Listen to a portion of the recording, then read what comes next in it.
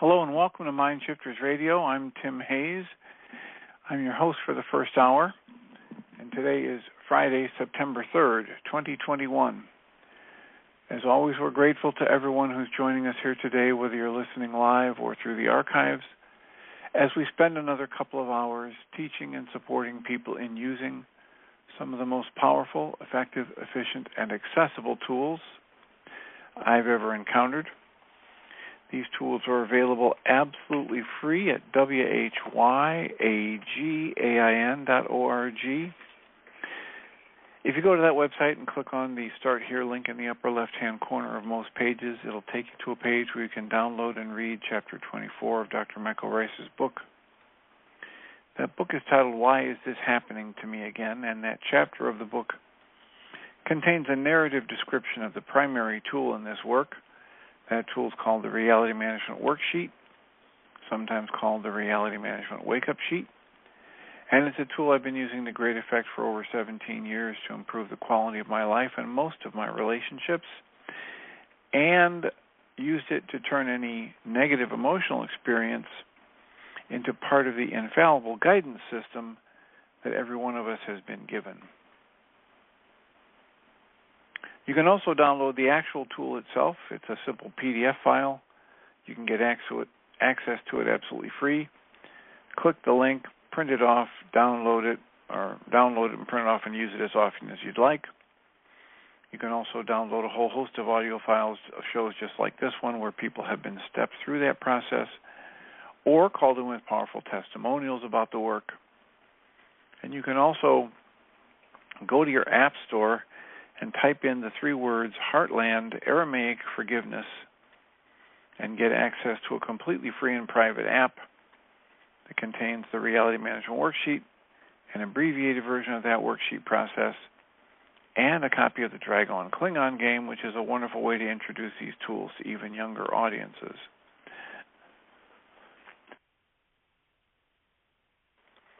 We hope you do that soon and often, because that often leads to comments, questions, testimonials, answers, refutations, interesting topics, suggestions, etc. And if you have any of those, you can call us at 563-999-3581. Call that number, press 1 on your phone, and it will put a little question mark by your phone number, and I'll announce you by your area code, and we can have a comment, discussion, etc. Alternatively, you can email us. You can email Jeanie at jeanie@yagain.org, or you can email me at tjh@mindshifters-academy.org. And when you do that, we will address your comments or questions to the best of our ability, and then it'll be available in the archives. If you aren't able to call in live, send us an email, and we will do what we can to discuss your comments and questions, and they will be available in the archives. We're also doing the Course in Miracles workbook lessons this year. Today is the 246th day of the year. The lesson today simply reads, "To love my Father is to love His Son." The commentary reads, "Let me not think that I can find the way to God if I have hatred in my heart. Let me not try to hurt any of the Creator's offspring and then think that I can know the Creator or my true self. Let me not fail to recognize my true self and still believe that my awareness can contain awareness of the Creator, or that my mind can conceive of all of the love that the Creator has for me as an offspring, and all of the love which I return to the Creator. I will accept the way that you choose me to come to you, Creator, for in that I will succeed because it is your will. And I would recognize that what you will is the same as what I wish to have happen as well, and only that. And so I choose to extend love to all of your offspring. The Course in Miracles experiment book by Pam Grout.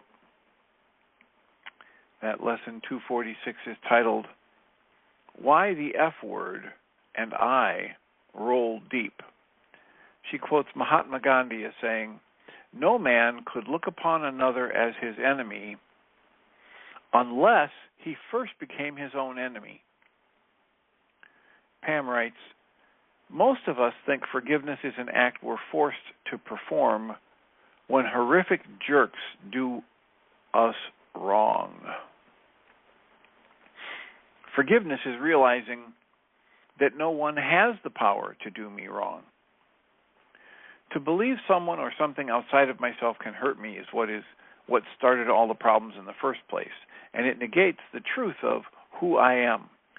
Being pissed off unplugs me from the FP, this wild and crazy force that's constantly trying to bless me. It erects a wall between me and my highest good. Believing outside forces can hurt me stunts my growth. It blinds me to all the miracles. It creates an illusory world that makes me want to hide, feel guilty, and close down. Each of us is here to strengthen the life force in ourselves and each other. If we point fingers and believe something outside ourselves can hurt us, we put the squeeze on this unbelievably cool and ever-present life force.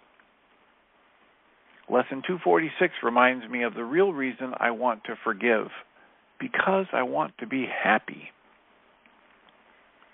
Forgiving, it says, removes strain and fatigue.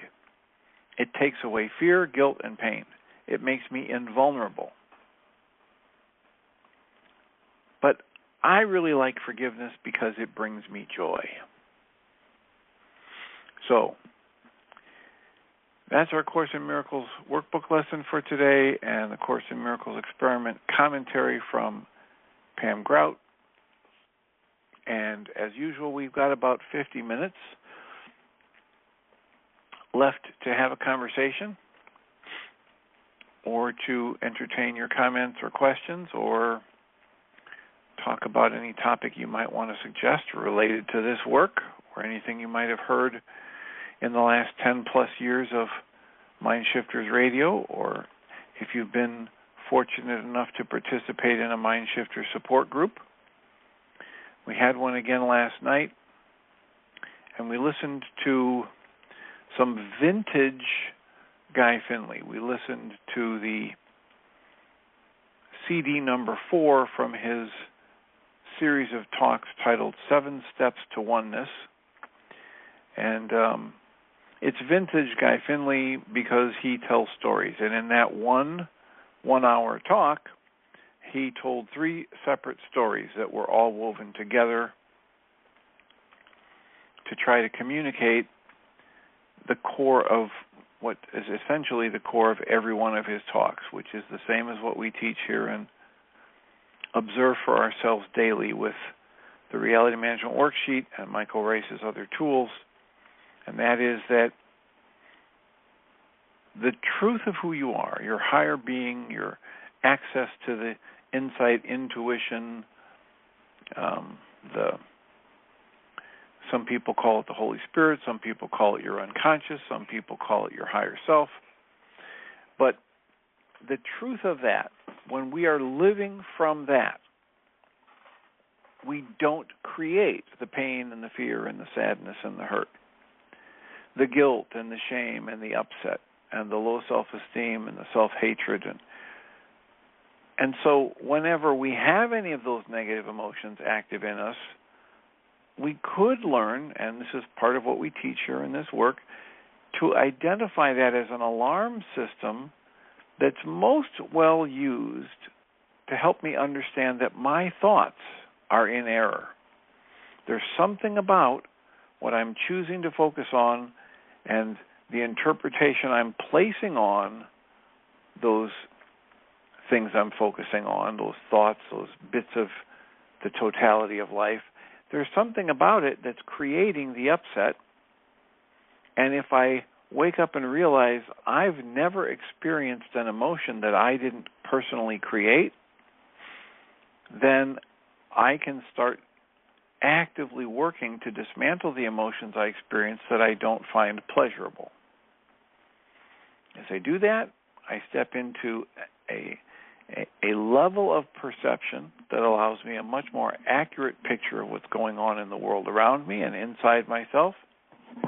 And then getting to that awareness of my true nature as this energy of creation expressing in form, some people would call it love.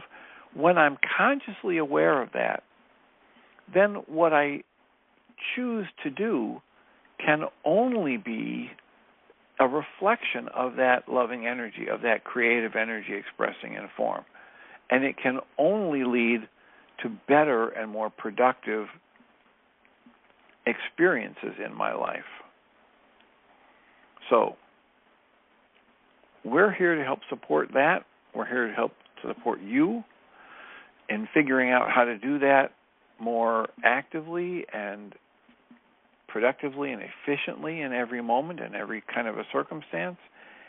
And we'd love to have your comments or questions or suggestions for topics at 563-999-3581. Call that number, press 1, and we can have a conversation. How can we support you today?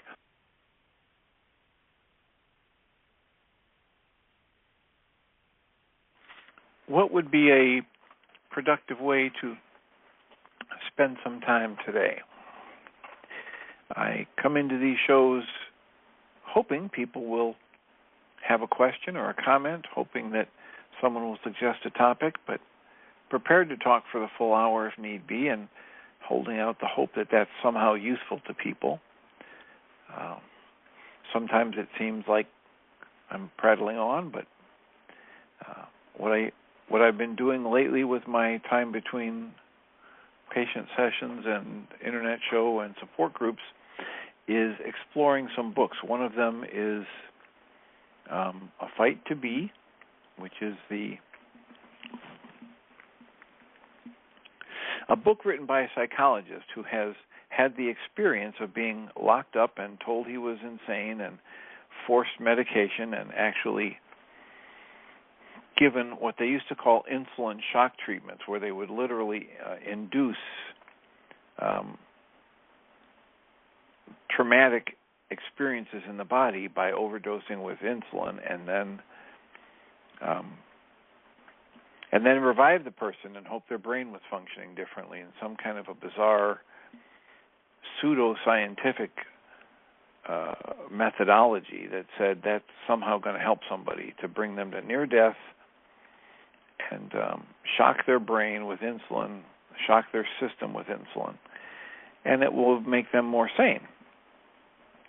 And so he wrote a book about the courage it took to get through that and maintain his sanity, and what it's like now being a psychologist on the other side of that and trying to help people who have similar experiences. And, one of the things that I do as a therapist from time to time is that I recommend that people go and try a medication, because if they've tried everything they can think of and everything their friends and family can think of and everything the therapist can think of, and they can't break the cycle of depression or intense anxiety that leaves them almost completely non-functional, their energy is so low from the depression that if they try medication and it works, it might help them gain enough energy to actually make use of some of the therapeutic techniques that they might encounter in a good therapy. And there is a place for the medications that, some of them anyway, that get used in the psychiatric and psychological realm. However, there's also a far bigger pattern of people prescribing and over-prescribing without any application of therapy or actual healing modalities, without looking for what's the underlying cause and what might we be able to help this person develop in the way of a sense of purpose in life, a sense of connection to community, an experience of love in their life. What might we be able to help them develop in terms of tools to help them do their own mental, emotional hygiene on a daily basis? And so I caution people against this. I recently had somebody that I was working with, and he tried a medication, and the doctor said, "Well, let's do 2, since the first one didn't do enough." And then after a while, the doctor said, "Well, let's add a 3rd one." And eventually, the doctor added a 4th medication. So now the patient, mid-20s, on 4 medications, and reports, "I am, at the end of every day, I'm so depressed and so anxious that I can barely stand it. I can't sleep. I'm not functioning well. It's almost impossible to get any productive work done during the day." So I suggested that they go to their psychiatrist and recommend or ask for a way to start coming off of these medications with medical supervision, slowly, so as to not create a rebound effect, and figure out, which ones of the 4 he should start coming off of first, and how slowly. And the patient was concerned that they wouldn't know how to communicate that to the psychiatrist. So I literally wrote them a letter talking about what we've discussed, what they're experiencing while they're on 4 medications, how overwhelmed, how depressed, how anxious, how difficult it is to function during the day, how the sleep isn't working well. And they went to their psychiatrist and came back and reported yesterday that the psychiatrist said that the psychiatrist had listened to the patient, but then told the patient, just because you don't think it's working doesn't mean it's not working. And believe it or not, the psychiatrist sent the patient out with a 5th medication and said, "Start taking this and see if that helps. And then if that helps, then we'll consider decreasing some of the other medications." And my comment to that patient was, maybe it's time to get a second opinion, to find another medical doctor who's trained in these things, who might be able to either verify, oh yes, it's really the best thing to do is to add a 5th medication before you come off of any of the other 4, or maybe can verify for you that, there is a different way to go about this, and it's perfectly reasonable to want to come off of some medications if you're already taking 4 and not seeing any good results. On top of that, there are things that we know about our energy system and about the emotions, the traumatic energies that are trapped in us. There are things that anybody who has used the Reality Management Worksheet that's available absolutely free on the website at whyagain.org. Anybody who's used that to great effect can tell you that it can change my perception of myself and the world dramatically. And once my perception of myself and the world changes, it powerfully impacts my physical, mental, and emotional functioning. And so if I'm in a state of depression or anxiety, and I'm not looking at some tools like Michael Ryce's worksheet,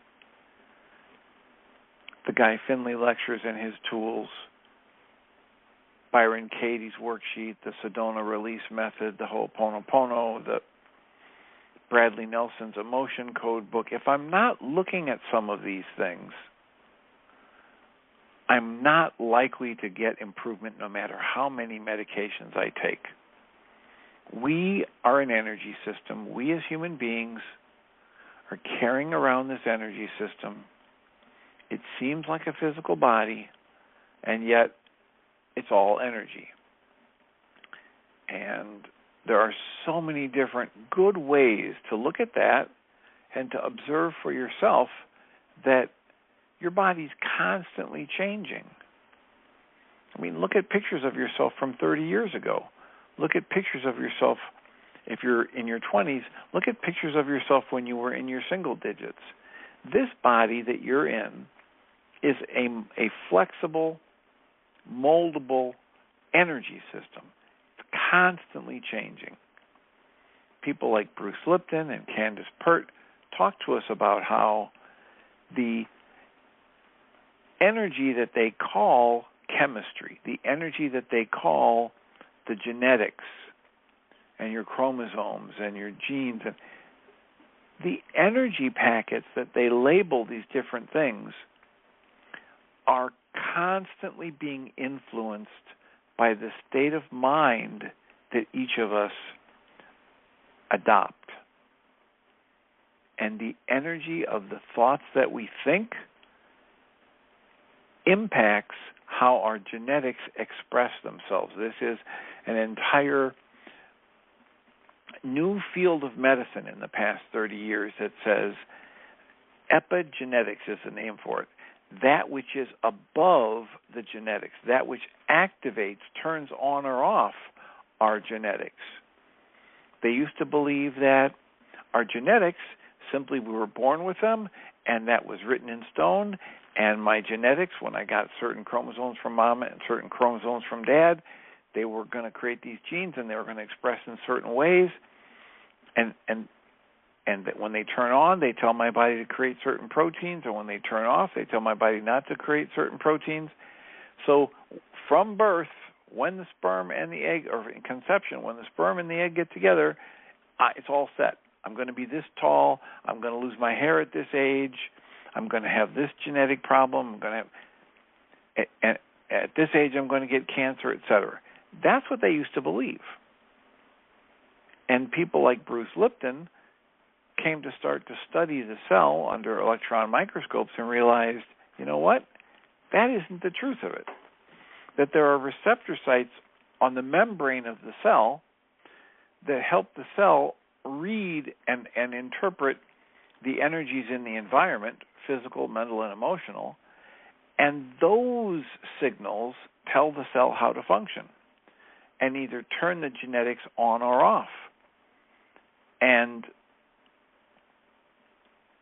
Candace Pert, in her book Molecules of Emotion, talks about how in her studies she was part of the team that identified the endorphins in the brain that cause runner's high, etc.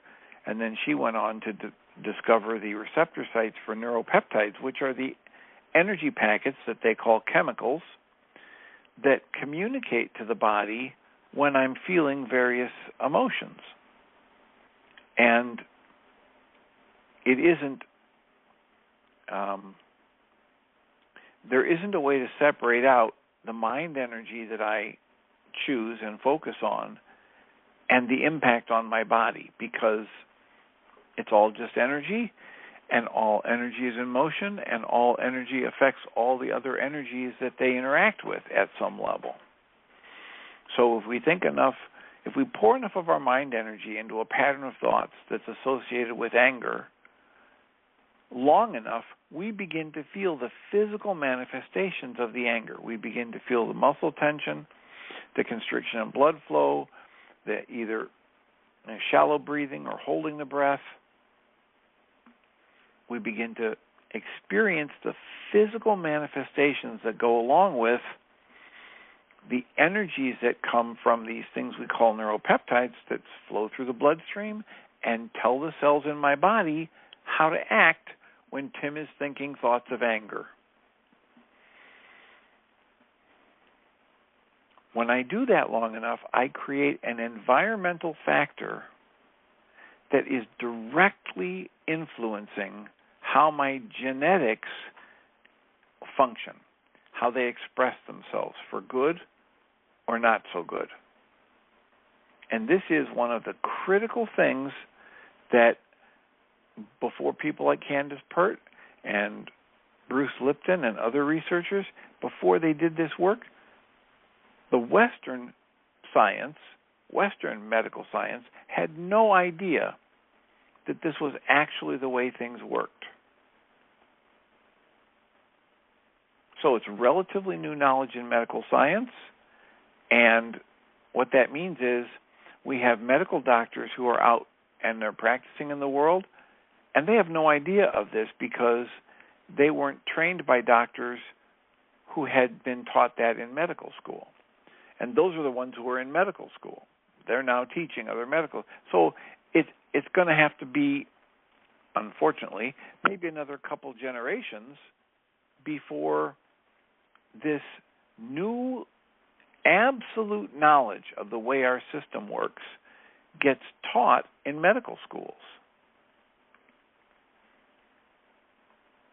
I like to use the example of Dr. Jody Skillicorn. She went and got her medical training and did her residency for psychiatry, and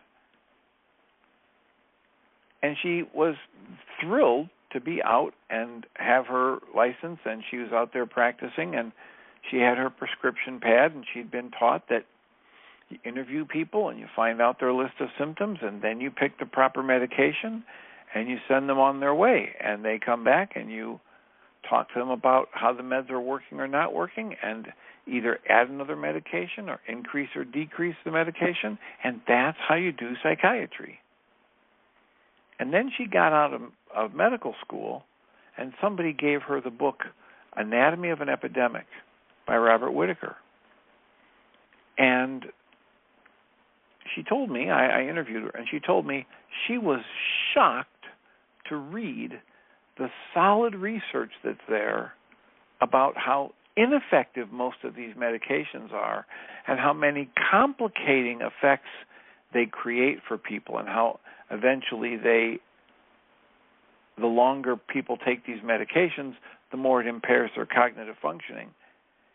That none of that research was shared with her when she was in medical school. And yet it's published research, it's good science, and it's out there. And when she read that, she realized she could not in good conscience do what her medical training had taught her to do in psychiatry. And she had to go get additional training in things that would actually help people heal, and then start practicing that in her medical practice. And she wrote the book, it's either Treating or Healing Depression Without Medication. And she's learned a number of different holistic, integrative, functional medicine approaches, and that is what she works with people in her psychiatrist practice these days. And it's just just one example, and people have them all over. If you go to research Dr. Mark Hyman, or if you go to onbeing.org and search for the words in their podcast list, search for the words functional medicine and or Mark Hyman, you can listen to an hour interview with Dr. Hyman, Dr. Goodman, and Penny somebody.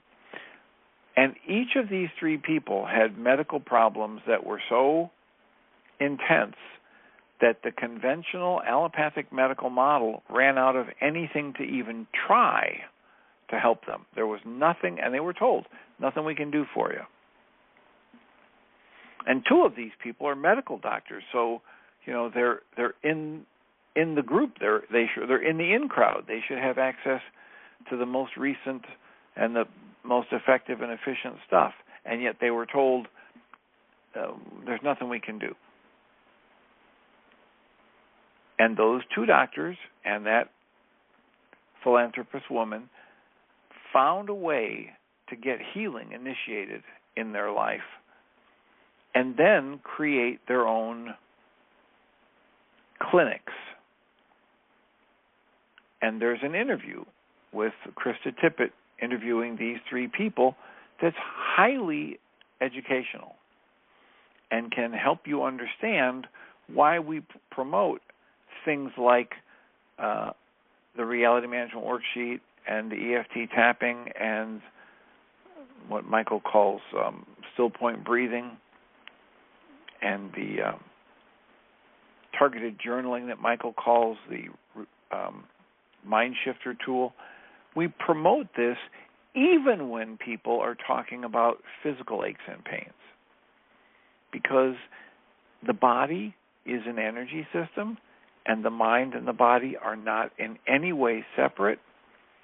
And if I'm having a physical ache or pain, it is strongly influenced by my mental emotional processing, and I probably have traumatic energy stored in my body that is getting resonated and making the experience of the physical pain worse, or is using up a lot of my mental emotional energy, which means there's less energy available to my immune system to do the healing that I so desperately want to have happen. So the body and mind are part of an energy system. When I have an ache or a pain, when I have a negative emotion, the very best use of that is as an alarm system to wake me up to the fact that something is out of whack in my energy system. And if it's out of whack long enough in my mental and emotional energy system, it will probably show up as a physical ache or pain or an actual disease process that the medical profession will find in some lab results, blood work or something, and say, oh, look, you've got the X, Y, or Z disease. And for thousands of years, healers have known that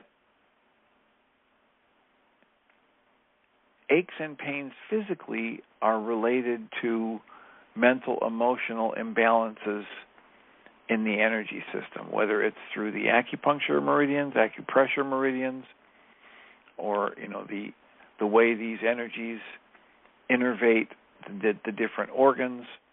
And knowledge of this work can free up the energy in me to flow where it's supposed to flow the way it's supposed to flow. And when the body is restored to balance, the body does the healing that it always wants to do, that is needed. Some of the best healers in the world will, give you a talk, give you a lecture about how they don't do any healing. The body, the energy system of the person that's in pain is what heals.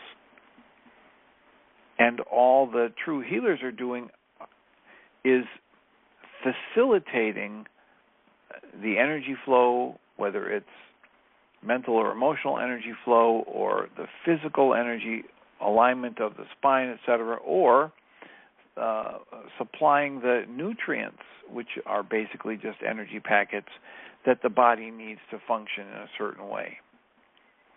And it's the body and the internal inner wisdom, innate wisdom in the body that produces healing, not some external magical force. So in alignment with all of that, we offer the Reality Management Worksheet and the targeted journaling tool called the Mind Shifter and a host of other tools, and ongoing active support in using them, as well as a 10-plus year archive of shows that talk about that at length. So we're here with that purpose in mind. We intend to be of service. How can we be of service to you? 563-999-3581. Call that number, press 1, and we can have a conversation. What's your comment? What's your question? What's your answer for today? What's a topic suggestion? I am actively looking for and accepting suggestions about interviews. This week alone, I've been given a lead for Brad Yates as an interview and Dr. Bradley Nelson, who wrote The Emotion Code, as an interview, and a couple of others that I'm tracking down with the hope of having them agree to be interviewed either for Mind Shifters Radio or the On Your Mind podcast, which is available on absolutely free, another wonderful resource, journeysdream.org/podcast. So give us a call. Let us know. Who do you think we should interview? What's a good book you think we should read? Who's a podcast you love to listen to that you think would be of value? We had somebody in our support group last night that struggles quite a bit with issues around coronavirus and vaccinations and no vaccinations and government scams and dishonesties. And we mentioned the Byron Katie at Home, or At Home with Byron Katie is the name of her podcast. And we mentioned that her podcast number 17 is just an excellent example of the work. She's working with somebody where the topic that particular person wanted to talk about and do the work on, question his thoughts about, is the topic of vaccination or no vaccination. And I highlight for people, that's not the issue. The issue could be, hey, should I buy a Ford truck or a Chevy truck, right? Everybody in my family has Fords, but I really like the look of the Chevy, and I'm afraid that if I buy the Chevy truck, my family is going to, be angry with me or disown me. It's the same thing. So the actual topic is irrelevant, but the process of learning to question every thought I hold that generates a negative emotion, to my eye and ear, is very similar to the process that Dr. Michael Ryce outlines in his worksheet that says, I hold these thoughts, they're generating these emotions, my mind is telling me it's the responsibility of this or that person or situation, and in order for me to be better, I need this to happen, this is my goal, and I cancel the goal. I step into the questioning. What if that's not what's really causing my upset? What if I cancel my need to be right and ask to be shown the hidden part of my mind?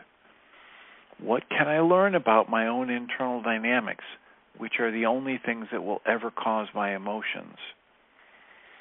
And in that 1 hour, it's a little less than 1 hour before she starts talking to somebody else, Byron Katie is working with this gentleman, helping him question all of the thoughts he has, all the beliefs that he's pouring energy into that result in him feeling unhappy, unpleasant, tense, nervous, anxious, sad, scared, etc. And it's a wonderful set of tools. Some people prefer it to the Guy Finley work or the Ho'oponopono or the Michael Ryce work. And this is why we keep talking about these things. When they're in alignment, when they really work, truly work, they're basically just different forms of everything else that truly works. And, the essence of my suffering mentally and emotionally, as Guy Finley would say it, is derived from a misapplication of my conscious mind energy. And that is so similar to what Krishnamurti and David Bohm came to when they understood that there is a fundamental flaw in the process of human thought. There's a fundamental flaw in the attribution of cause and effect within the human mind. And this is what David Bohm calls sustained incoherence. What's at the root of sustained incoherence being an unproductive endeavor is that there's a flaw in the process of thought when it's applied to my mental and emotional upset. And for David Bohm, sustained incoherence means using this flawed process in a way that creates pain or suffering, and then thinking, if I just use it even more, I can end the pain or suffering. And the silliness of that is that if I do something that creates pain and suffering, doing more of it is never going to end the pain or suffering.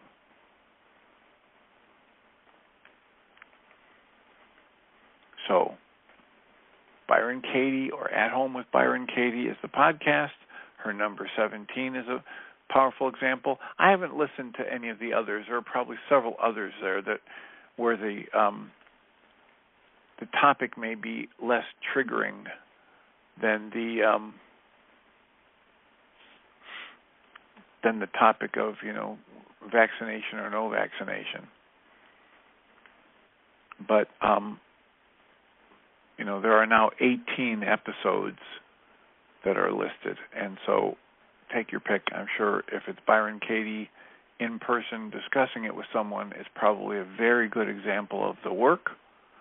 And the work is that one way or another, I learned to understand that if I'm in pain, I'm in error, that my thoughts are in error. And if I keep pouring my mind energy into the thoughts that I used to create my pain or suffering, I'm only, always, and forever going to create more pain and suffering. I have to find a way to do something new, do something differently, to question everything I think I know and ask to be shown. Step into the willingness to be taught by life, by a higher level of wisdom and knowledge, connection and integration of energies. I've got to be willing to give up everything I think I want. Course in Miracles would say to open a curtain in my practice. Put aside everything I think I want, my trifling treasures put away, and when I do that, I leave a clean and open space for the Christ mind to come, or for a more integrated expression of divine intelligence to come into my awareness. This is very much what the book An Impersonal Life by Joseph S. Benner talks about, and says that there's no actual thought happening in a human mind until the human being realizes the presence of the divine mind within it. No actual thought is happening for a human being until that human realizes that it is a spark of the divine mind, and the divine mind is present in it. This is, to my mind, eye and ear what Michael Ryce talks about when he says, most people don't do any thinking.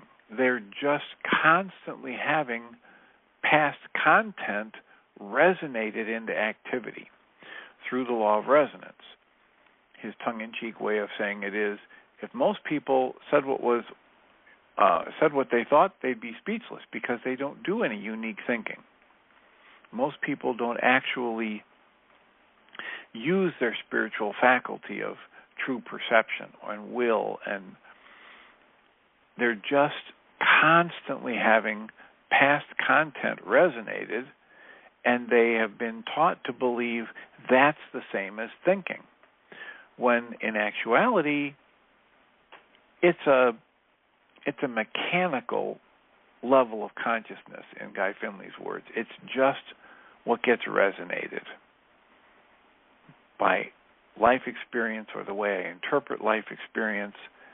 And unless I can break out of that cycle and tap into some higher source, some higher integrated intelligence or experience, my perception remains so limited and distorted that I'm simply not able to break out of the unproductive patterns. I just keep doing the same thing over and over again, experiencing results I don't like and blaming it on the world around me. So we're offering an invitation. Come along with us. Learn to question everything you think you know. Choose to practice living from direct observation. Let yourself, through the actual application of living from direct observation, let yourself awaken to how much more useful that is than the practice we've been taught of living by belief. Because belief is basically old, dead thought. It's living in the past. And you don't even have to be Jethro Tull to know that that's not so useful. Musical references, every once in a while they slip out. But look it up, Jethro Tull, living in the past. Even these rock musicians know it's not so useful. So, 563-999-3581. Call that number, press 1, we can have a conversation. How can we support you today? What's on your mind? What would be a good way to spend 10 or 12 minutes prior to the weekend to give you the potential to live a healthier, happier, more joyful, long weekend experience? You know, I was talking to somebody earlier today about the prevalence of so many different techniques that people tout as the way and the powerful, almost miraculous way to help people. And I've talked about this before. This one woman I know is a therapist, and she went to this online training right after the coronavirus restrictions hit. And it was so powerful. People on that call, and they're doing it through Zoom, right? So the people aren't even in the same room. But people were using this technique, and they were getting phenomenal results. Clearings, healings, whatever you want to call it. And the therapist came to me and said, how does this happen?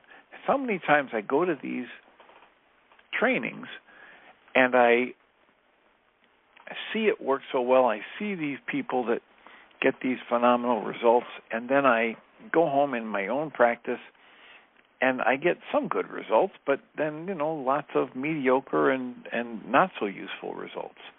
And I talked about the phenomenon of willingness and of the levels of screening that happen prior to somebody ending up in one of those seminars. And it was quite enlightening for her. It's, one of the things that the Way of Mastery talks about repeatedly, that you need a smidgen of willingness. You need, the old scriptures would say, faith, as little as a mustard seed, and you can get results that will rock your world. So a smidgen of willingness is needed. But if you've got more than a smidgen, that's great, because the more willing you are, the more deep and profound and more quickly you're going to get results with whatever tool you're using. And I believe the mechanism behind that is the fact that this thing that we call the unconscious is simply part of what we've lived through, part of our consciousness, that some part of us has decided is too intense for us to handle on our own.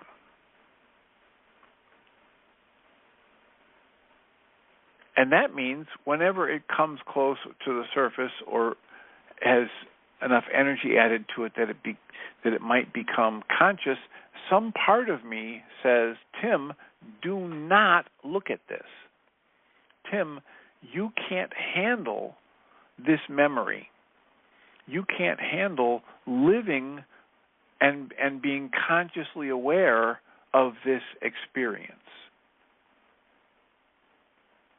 Well, if a part of my mind is saying I can't handle it, don't look at it, that means a part of my mind is not willing. So my willingness factor goes way down when fear, pain, sadness, hurt from the past gets resonated. And if I'm not willing, it doesn't really matter how good the technique is.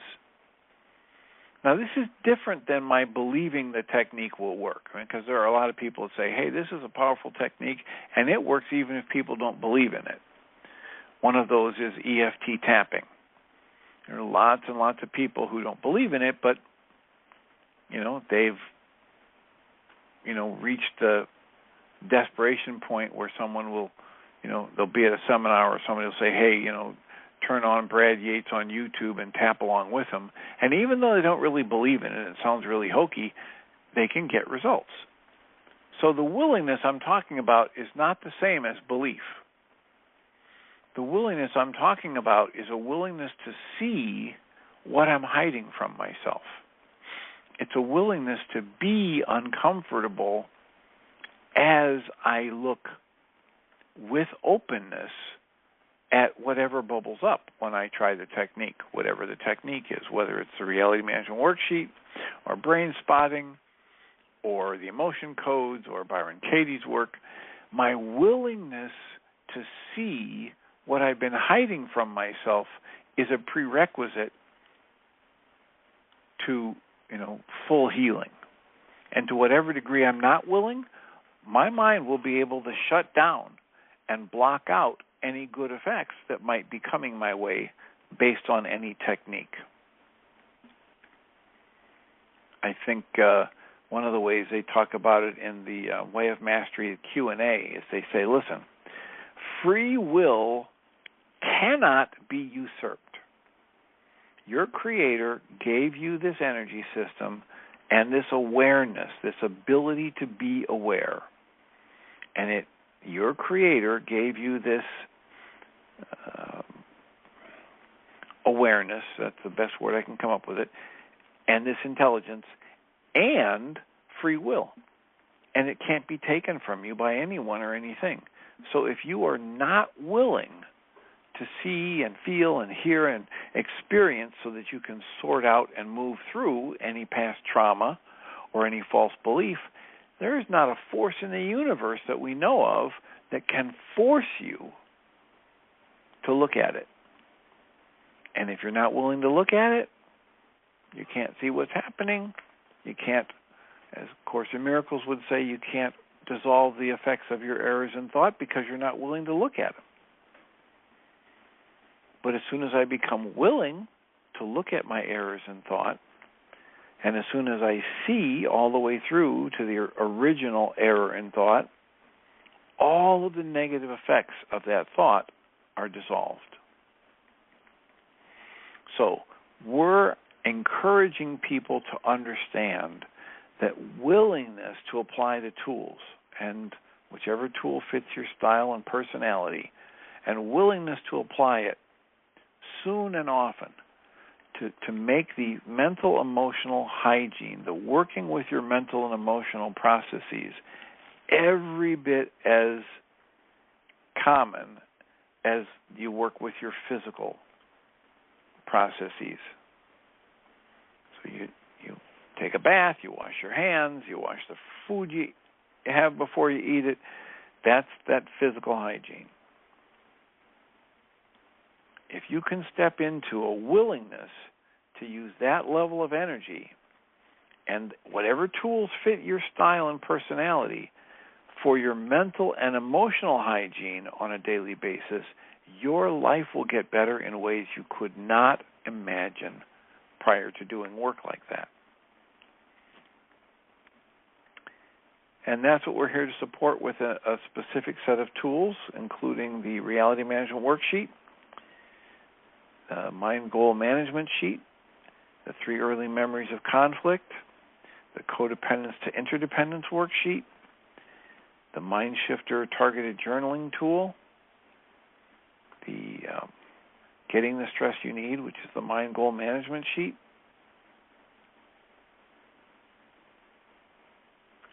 the Responsibility Communication Tool, which is a way to get very clear about how I'm the one creating my upset and strengthen my awareness that I truly want to heal.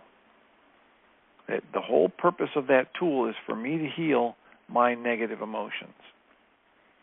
And if I'm clear about that and I work to communicate that to somebody else, I can improve my situation even if the other person doesn't have any desire to support me or work collaboratively with me in that process. So all those tools and more are available at whyagain.org, WHYAGAIN.org. AGAIN.org. Go there, click on the Start Here link in the upper left-hand corner. Go to the next page and download and read Chapter 24 of Dr. Ryce's book, Why Is This Happening to Me Again? Download the worksheet, print it off, and do a few of them. Go to your app store and type in the 3 words, Heartland Aramaic Forgiveness. You can carry that app with you everywhere you take your smartphone. And give it the good college try, as my dad would say. And let us know what your experience is. Email us at tjh@mindshifters-academy.org or Jeannie at JEANIE@whyagain.org. And we'll address your comments or questions in the show, and they'll be available in the archive. Alternatively, you can give us a call at 563-999-3581 and press 1. And there's another hour of the show coming up with probably Michael and Jeannie, and maybe Michelle and Michael. We never know until it happens. That's the nature of this random universe. Anything can happen, and oftentimes does. I'll remind us all that we come from love. We're made of the stuff we call love. We actually are love, and everything else is false. Welcome, Jeannie Ryce. Thank you, Dr. Tim. I hope you have a good weekend. Thanks, you too. Blessings. Thanks. Bye.